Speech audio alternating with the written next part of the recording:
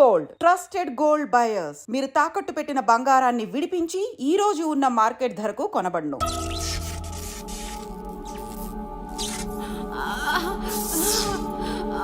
ఓర్చుకో అమ్మా, ఓర్చుకో.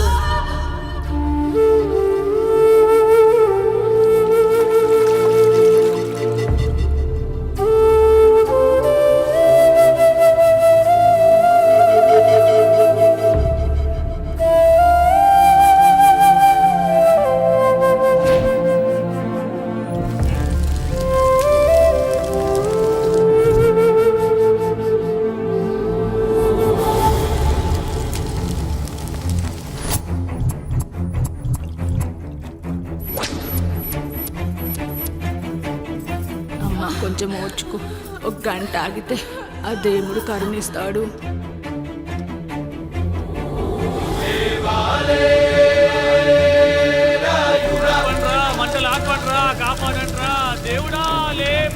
ఆయన లేవాలి, ఈ మంటలు ఆరాలి. ఈ కంటిలోని ఒక్క పొట్టు ఈ మంటల మీద పడినా ఈ ఊరే కన్నీరు పెడుతుంది.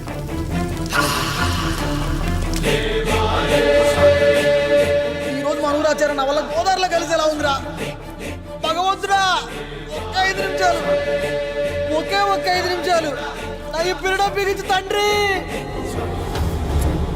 సన్నని చిరుకులు వడగలుగా మారి పిడుగుల రూపంలో బయటకు వస్తున్నాయిరా.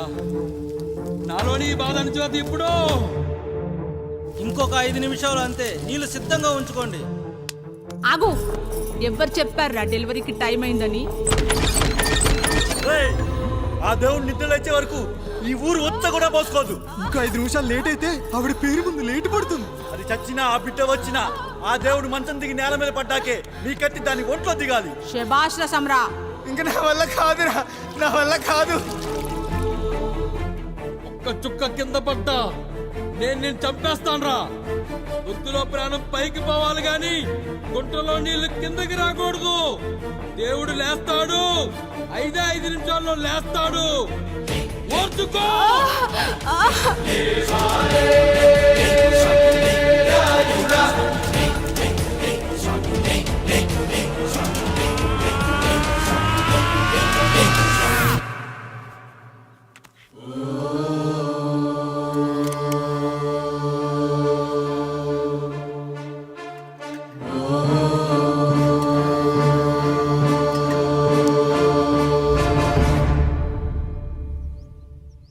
రాయుడు గారు నిద్ర లేచారు.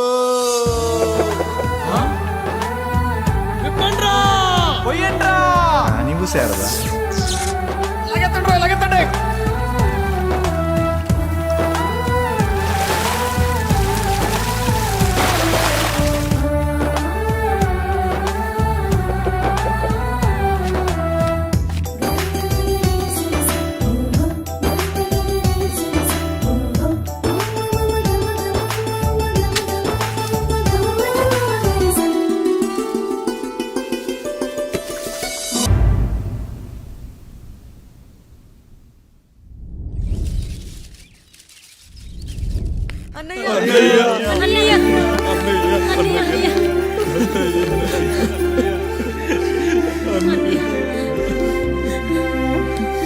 రాత్రి చాలా భయం వేసిందనయ్యా. ఇప్పుడు మమ్మల్ని వదిలి వెళ్ళకన్నయ్యా. రాత్రే కదరా మనం అందరం కలిసి పడుకున్నాం. ఎప్పుడో రాత్రి చూసామన్నయ్యా, నిన్ను చూడకుండా ఒక్క అరగంట కూడా ఉండలేకపోతున్నా. నిన్ను చూసి చాలా రోజులైనట్టుంది అన్నయ్య. రాత్రంతా ఎక్కడికి వెళ్ళావన్నయ్య? అసలు ఎక్కడికి వెళ్ళారండి? ఇంట్లో దోమలు కొడుతున్నాయని అలా పక్కనే ఉన్న గడ్డివాం దగ్గర పడుకున్నా. మన రత్తాలు వాళ్ళ ఆయన ఊళ్ళో లేడంది. సరే అని తను తోడుగా తీసుకెళ్ళా.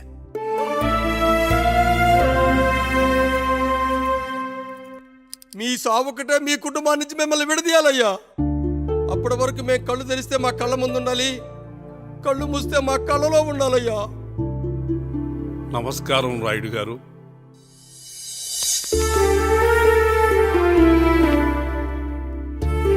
నమస్తే. ఏం జడ్జి గారు ఎప్పుడొచ్చారు? ఇప్పుడే. రాయుడు గారు, మీ కుటుంబం గురించి వినడమే గాని ఇప్పుడే చూస్తున్నాను. ఒక్కసారి మీ కుటుంబ సభ్యుల్ని నాకు పరిచయం చేయండి రాయుడు గారు. వాళ్ళు నా తమ్ముళ్ళు. నమస్కారం. మొత్తం ముగ్గురా? కాదు, నలుగురు. వాడు వేరే షూట్లో ఉన్నాడు. వీళ్ళు నా చెల్లెళ్ళు. నమస్కారం తల్లి. వీళ్ళు నా భార్యలు. నమస్కారం అమ్మా. వీళ్ళు నా బంధువులు. నమస్కారం. నా జీవితంలో ఎంతో ముఖ్యమైన, ఆ, ఇష్టమైన, ప్రాణమైన ఆ. మరో మనిషిని మీకు పరిచయం చేయాలి. ఆవిడే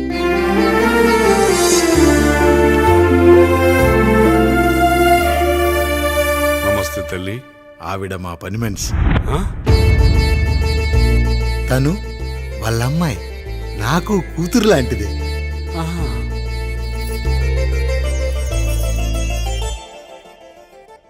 ఆ ఫోటోలోని వ్యక్తి ఎవరమ్మా? మీ ఆయన?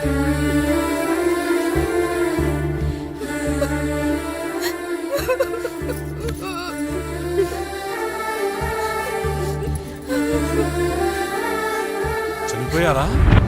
అయ్యో లేదండి, ఎక్కడ పడితే అక్కడ ఏది పడితే అది వాగుతున్నాడని పోలీసులు నగర బహిష్కరణ చేశారండి.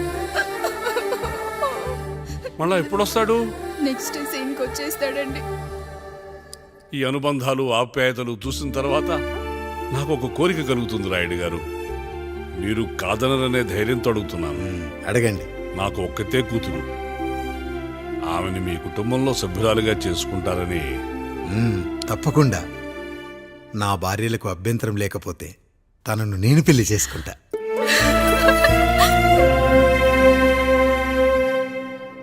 అయ్యో, మీరు పొరపాటుగా అర్థం చేసుకున్నారు. మీ పెద్ద తమ్ముడికి ఇచ్చి చేస్తారని.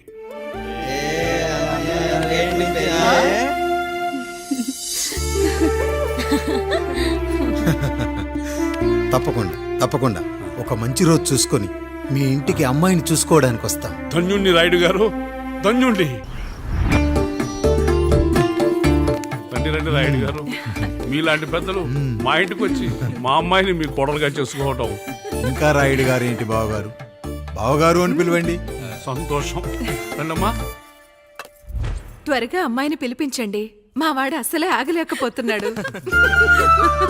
మా వాడు చిన్నప్పటి నుంచి అంతేనండి. కక్కొచ్చినా ఏమొచ్చినా ఆపుకోలేడు. త్వరగా మీ అమ్మాయిని పిలిపిస్తే ఆ కళ్యాణం ఏదో చేసేద్దాం.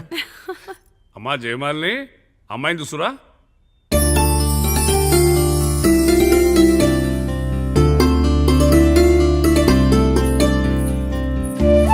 కూర్చోమ్మా. నువ్వు కూడా అబ్బాయిని చూడమ్మా.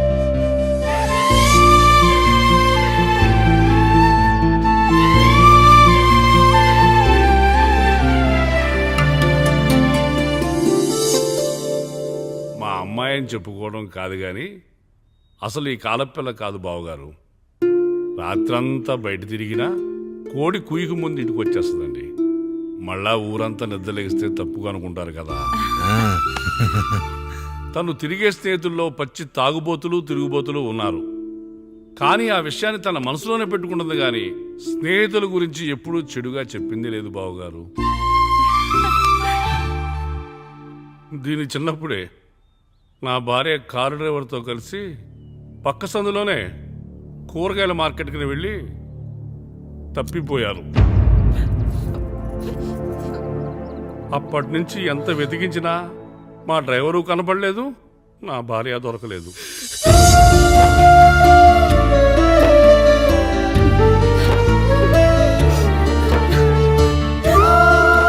అమ్మ నాకు చాలా ప్రేమ పంచింది నాన్న. అది ఊరంతా పంచుతానంటుంది నా బిడ్డ. నేను కాదనలేదు. అలాంటి నా కూతురు ఇవాళ మీ కోడలవటం నిజంగా నా అదృష్టం బావగారు. ఈ రోజు నుంచి మీ అమ్మాయి మా ఇంటి బిడ్డ. అమ్మాయి నచ్చిందా బాబు? నచ్చిందా?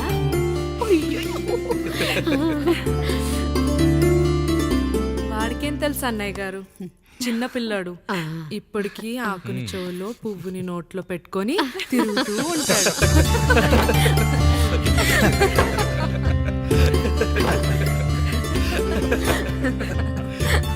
ఇకంత శుభం అన్నమాట. ఇక తాంబూలవి మార్చుకుందాం.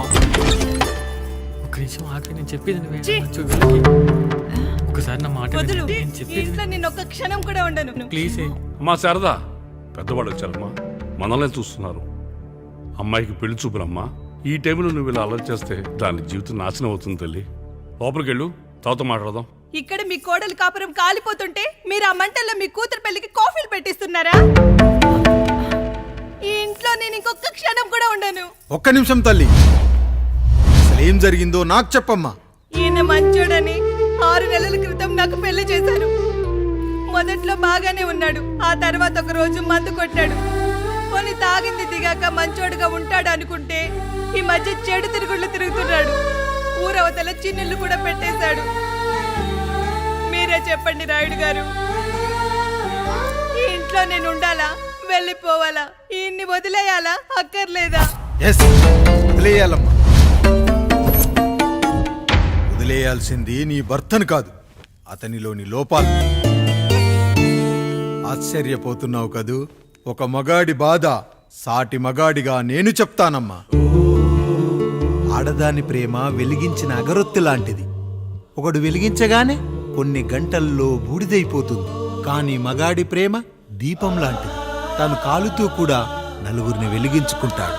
ఆ వెలుగులో ఆనందాన్ని వెతుక్కుంటాడు. చూడమ్మా శారద, నువ్వు కాకిలోని నలుపును చూస్తున్నావు, నేను దాని రెట్టలో తెలుపును చూస్తున్నాను. మొగడు మందు కొట్టొస్తే నిన్ను కొట్టలేదని సంతోషపడాలి గాని బాధపడకూడదమ్మా. ఇక చిన్నిల్లు సంగతి అంటావా? రుచిగా ఉందని లొట్టలేసుకుంటూ సగం తిన్న బిర్యానీలో కుక్క మూతి పెట్టిందని తెలిసాక దాన్ని పారేసుకుని ఆకలిని చంపుకోవడం కంటే నాకింది మనింటి కుక్కే కదా దాని మూతిపళ్ళు రాలగొట్టి ఇంట్లో కట్టేయాలి. నీ భర్త కూడా అలాంటి కుక్కలాంటి వాడేనమ్మా.